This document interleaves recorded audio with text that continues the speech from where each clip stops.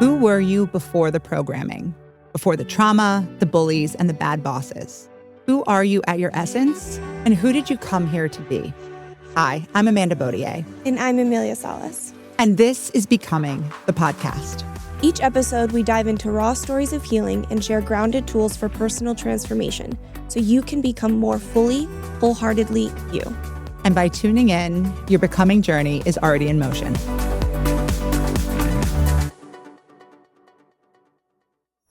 Hello, and welcome back to Becoming the podcast. I'm Amanda, here with Emilia. Hi. And today we are talking about the eras that you may experience during your healing journey. Mm-hmm. And I am 41. I'll be 42 in January. Emilia's 31. Yep. And we were having brunch with our friend who is 54, postmenopausal. And we were just talking about how our paths to healing and spirituality have evolved and carried us through, these different decades and eras of our life. And I hear people talking a lot about like their real life and their healing journey or their spiritual practice as if they are two distinct and disparate things. And what we know to be so true is that it's just one life, right? Mm-hmm. Your healing and your spirituality are there to support you in living a more rich, more present, more joyful, expansive life.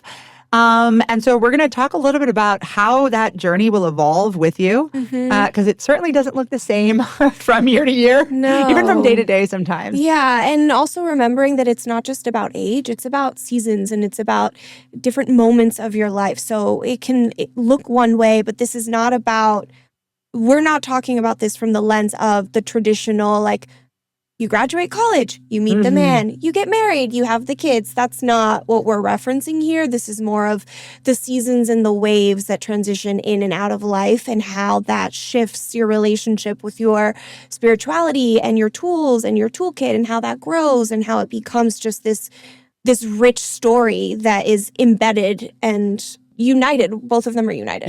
Yeah, so true. And we're each going to go into a little bit of our own stories around the eras of our lives and the chapters and how our healing and spiritual journey kind of weaved into that. But this is far from the whole story.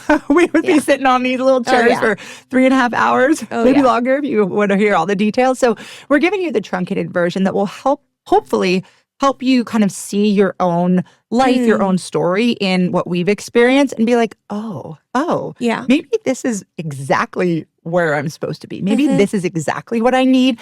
Instead of feeling like you're not doing enough, you're doing it wrong, there's no wrong, right? So, for me, my healing spirituality journey started in earnest in my very early 20s. And like, trigger warning for some of y'all, I was very into partying and had a 2-year stint of being very, very into cocaine. Decided I needed to quit that basically because someone that I worked with told me that if I didn't keep my nose clean, literally, that I wouldn't have a future at the company. I was like, shit, I didn't think anyone knew. People knew. I was in a rough place, right? We're not going to go into all of that now, but when I dove into healing, I watched this episode of Oprah, actually. Oprah was like the shit. I watched Oprah probably every day from like age 8 forward. But she had this woman on named Kathy Freston who was like such a visionary, like way pre-Goop era. She wrote this book called The Quantum Wellness Cleanse. And I was like, I fucking need this. Yeah, I need this. I need some quantum wellness. I'm a mess, right? And so what this cleanse was vegan, no gluten, no sugar, no alcohol. And there were some other things wrapped into it, but it was like a 7-week thing. And I got really into that. I was vegan actually for 8 years. And alongside of this like veganism and like very strict adherence to how I was eating, I was going to Jivamukti yoga in like Greenwich Village, like 90 minutes every single day. Like every single day I was at the 7 a.m. class before I went to work. Even when I was working till like midnight, 2, 3 in the morning. I mean, I was, this was intense. But in that era of my life, I had the time. I had the need. That structure was probably very necessary. The structure was so necessary. That period of being so dedicated to what I would now consider somewhat extreme, Yeah. somewhat rigid spiritual practices Yep. was exactly what I needed to get out of some really self-destructive. Like I will admit I might have been taking like one addiction and passing it on to something else, but like it got me out of a very dark place, and I'm forever grateful for that. So, fast forward a lot of other stuff. I had my first baby at 31. And whether you've had a child or not, you know that like your life changes completely. Yeah. I was also working full time, commuting to the city, not a lot of spare change to throw around. All of a sudden, I had to pay for daycare. So I had no like, spending money to do like, I don't know, wellness stuff wasn't as popular as it is now. But I went from having my mornings free, my evenings free, to breastfeeding for 2.5 years, co-sleeping for 2.5 years, commuting into the city every day. And it was like, what do I do? Like, how do I go from 100 to 0? Yeah. And I'm not. And your schedule was no longer your own. Oh, it's completely surrounded by and dictated by this beautiful little person. Yeah. And, there were parts of that are, of course, are like so beautiful and healing. But as someone who had one picture of what spirituality and healing looked like, it took me a while and not without some grieving to be like, that is not only not my reality now, that's not going to be my reality for a long time, if ever. Right? If ever. And so I started to figure out, what does practice look like in this chapter of my life with this set of responsibilities, with this set of restrictions, right? And how do I give myself permission for that to be okay? Because, as I said at the beginning, right, it's not healing and spirituality over here and life over here. Right. One of the reasons I needed so much healing was because of my own childhood trauma and my own feeling of being emotionally neglected. So if I'm like, oh gosh, I have this beautiful baby, let me like leave and go to yoga every day instead of, and like, we all need our alone time as moms. I'm not saying it's like all or nothing. Prioritize yourself, But I really started to see nursing as a spiritual practice, co-sleeping as a somatic regulation practice, right? And if you're listening and you're thinking, oh shit, like, I can relate to this, I want you to really give yourself such full permission to be present in your life and use the healing modalities, the spiritual tools that resonate with you, and retrofit them to what is actually doable, And you will know what's best. I think one of our biggest goals in sharing these stories, the purpose is to show you how different paths can be, and that the key theme here is trusting yourself, leaning into your toolkit, knowing what it is that you need that will serve you best in your own moments and along your own journey. Yeah. And we'll be talking more about like somatics and on some of these terms later, because I know that they can have a lot of definitions and can be confusing. But if your spiritual practices are taking you out of your life, they're not really spiritual practices. They're hobbies. They are another way to dissociate, right? And now my kids are 5 and 9. I obviously went from working in like nightlife hospitality, startups, to doing spirituality as my job. So I am not doing 90 minutes of yoga a day. I am not vegan, right? Like I have a much more flexible and like variable spiritual practice nowadays, but I have a lot more time. I can meditate every day. I can, go sit at my altar. I have a lot more fluidity than I did, when I was in the grind of having a baby, a toddler, working, commuting, et cetera, et cetera. And that's the beauty of this, right? I'd love to hear a little bit about because I don't even know the specifics of your journey. So I really started in high school and in college. So between the ages of like 17 and 20, it started really slow.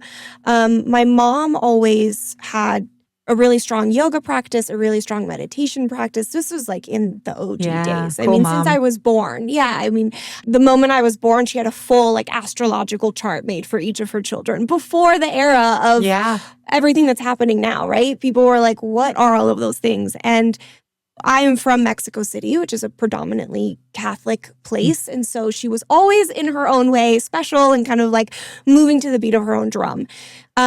She didn't raise us enforcing any of those philosophies or practices, but they were always around. And when life started lifing and I started to kind of, you're going through things and things are happening at you, for you, I said, I'm going to do some of this stuff. I'm kind of curious. She's always had it around. It seems to really help her.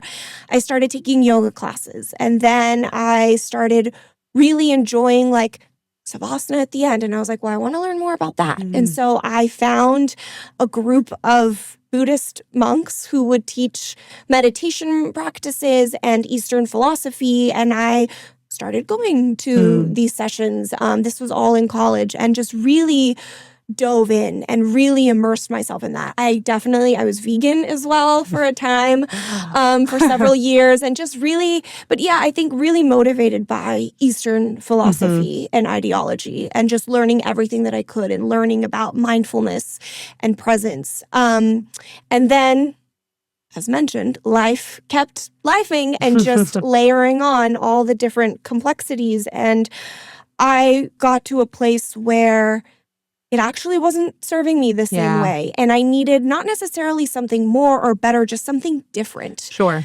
And I found talk therapy. You know, I think there was a lot of stigma around talk therapy for a time. And so I was always pretty resistant to it. And just one day woke up and was like, I need something different, and enough is enough. And so I did. And I started that journey. As anyone who has done talk therapy, you'll know, like, you also have your trials and errors, and it's actually really hard sometimes to find a good therapist. But I was really blessed to meet some really great teachers along the way. And then one specifically introduced me to the world of IFS, which is it's a type of therapy. It's called internal family systems. And that was this beautiful merging of more traditional talk therapy with kind of a mindfulness and meditative component to it, because you're going inward. It's a little more liberal in the way that you can express yourself. Like, you don't have to worry about what you're saying or if it makes sense. There's no narrative. It's really, it allows for just creative expression of how you're feeling things and bringing your intuition into it. So, and then naturally that also progressed into finding my love of somatics through different classes and different techniques and different retreats and things of that nature. So definitely the landscape has shifted significantly. And now I feel really honored and really grateful to have this robust toolkit where I know, well, I'm not perfect at it. I will never say that. And I'm definitely not finished for sure. Yeah. But wow, do I feel so grateful to have just these different resources and options, and now to know myself, really to know myself differently, and to say, okay, for this, I gotta call my therapist. Talk therapy will be great for this. For this, you know what? Dump me in a river right now. I need the full cold plunge. You know, like I know myself better, and I just, if I would have known that all of these resources were out there. Yeah. And, you know, I mean, we had that lovely brunch with our friend who's in her 50s, and just hearing her talk about how she feels in a postmenopausal, for anyone who's listening, like, I'm not that far away, you know, but like people that are entering that, the 50s, the 60s, right? To hear her talk about the way her journey is still evolving and still expanding, and the new modalities that she's experiencing, and she's now stepping into her space as a healer and teacher. And, you know, I, as a coach, and we were talking a little bit about this on the way here, you know, I've had such a deep window into the journey of so many different individuals, and really seeing what they need, what's working for them, what's meeting them where they are at different phases in their life. I have clients who are men, women, old, young, married, single, babies, no babies, right? Super stressed, like really busy, to like just starting out and feeling like, I have nothing going on, you know?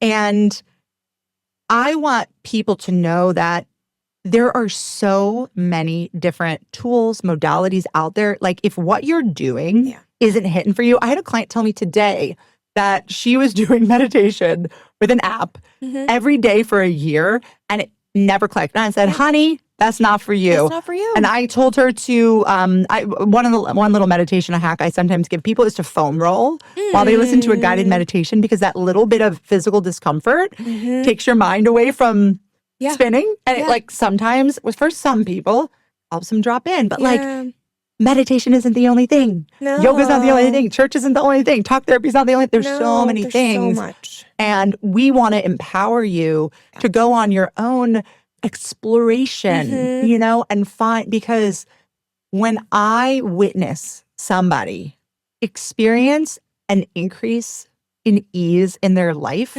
whether it's through changing their diet, sleeping more, going outside more, quitting a job. I mean, that is a spiritual practice. Totally. You know? No, it is. It is. That's a healing, explosion all in its time. It definitely is. But it doesn't need to be like, oh, I found this thing and now this is my thing, right? It could be this thing for this year. And then, you know what, in the winter, I'm really into this.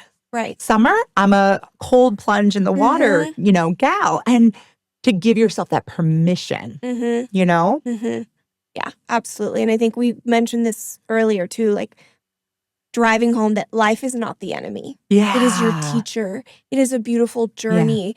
And you can, all of these tools and modalities and things that we talk about, they're here as opportunities to reframe what is happening for you instead of at you. Yes. And I will often say that the point of any type of healing is to find greater access to be with what is. So if you're thinking, oh, I can't do that because I have a kid, or my job's too stressful to do Y, or I'm too old for this, or that's too weird for me, right? You have made your life the enemy. You've put it in opposition to something that you are seeking outside of yourself. Instead of saying, these are the circumstances of my life. What would be additive? What would be supportive? You know, and we decided to create Becoming as a once a week live commitment. Why? Because there is a beautiful balance between consistency and flow. And that is really where the magic happens when it comes to spiritual growth. Now, business progress, you know, finite time-bound goals, totally different thing. I do that with people, and I know that there's a kind of a different process. But when it comes to spiritual growth, trauma healing, somatic healing, there is the integration period that happens between the moments of whatever modality it is, whether it's talk therapy, whether it's somatic work, whether it's breath work. You do the thing. You notice how it lands in your body. You give it some time to integrate. And as it's integrating, you get curious. You journal. You track your dreams. You maybe communicate with people that you trust about what you're feeling. How did it land? And then you come back and you do it again. And you watch yourself evolve. You watch yourself become. If you don't take the time to go inward and watch and track, you're just following some type of path that might not even be yours, right? Like I did yoga religiously, and I'll use that word intentionally, for so long because I didn't want any distractions or variables. I would just head down. If I do this, I'm not going to pick up a drink. I'm not going to like snort some control. It's control. Right? The real magic happens when you sense into how is this landing right now? And like how it lands on day 4 of your cycle might be different. Oh yeah. That's a whole nother, that could be an episode in itself. But it's, it's true. And also, as you create this consistency and you build these practices, you recognize that the goal is not to reach for your toolkit when the house is already on fire, right? The goal is to like check the fire alarm when it starts to beep, right? To like look at the floors and be like, oh, you know, they're kind of dirty. I could mop today. You know, don't wait until you've hoarded all of the things and that's when you go clean out your closet. Or when the giant storm comes and rips the roof off your house, that now you're going to go and check, you know, the frame. It's just, the goal is to create this consistent, sometimes easeful, hopefully, practice that is integrated into what your life looks like, what your career is, what your relationship world is. And, you know, the word container has been We've talked about it's it. so Yeah. overused in the coaching world. But like when I think about a container, right? It's like if you can't see my hands, I am creating a little cup where there is something contained inside my two hands. And there are times when you need to be in a container, right? Where you are being held by someone else and they are really responsible for your journey. There are moments in time where that is necessary, right?